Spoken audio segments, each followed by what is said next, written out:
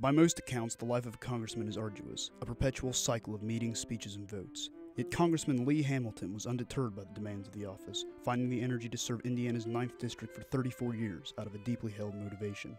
I think the primary thing was a general feeling that I wanted to try to help the direction and the success of my country.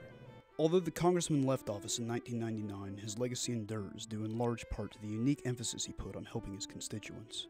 People are really challenged. How do they educate their family? What kind of health care they got?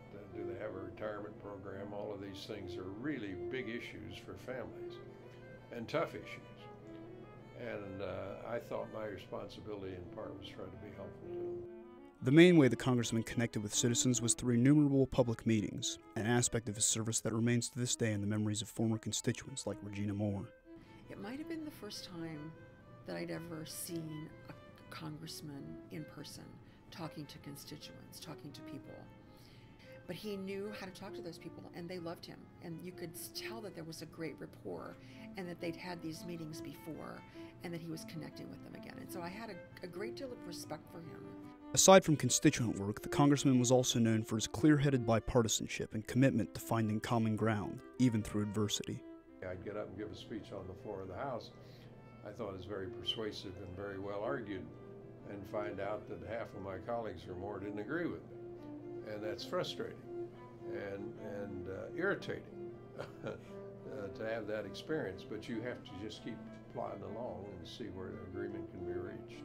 The congressman's reputation for bipartisanship was built largely on his fair conduct during major investigations such as the Iran-Contra hearings. Yet in the 13 years since he retired from elected office, changes in politics have raised doubts about Congress's capacity to follow this example. It would be much tougher to do than when we did it because the partisanship is much more divisive, much more prominent.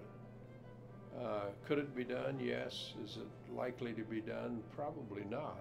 Leaving Congress did not mean ending his public service. The congressman has subsequently served on the 9/11 Commission and Indiana's Bicentennial Commission, as well as founding the Center on Congress at IU, an organization dedicated to educating the public about Congress so as to overcome the flaws in the institution, such as polarization, and to thereby strengthen that vital component of American democracy to which Congressman Lee Hamilton devoted so much of his life. And the question that Lincoln asked, whether this nation so conceived and so dedicated can long endure, is still, that was the operative question at Gettysburg. But it's still the operative question. And I think we have to worry about how do you strengthen this institution. That's what we're all about.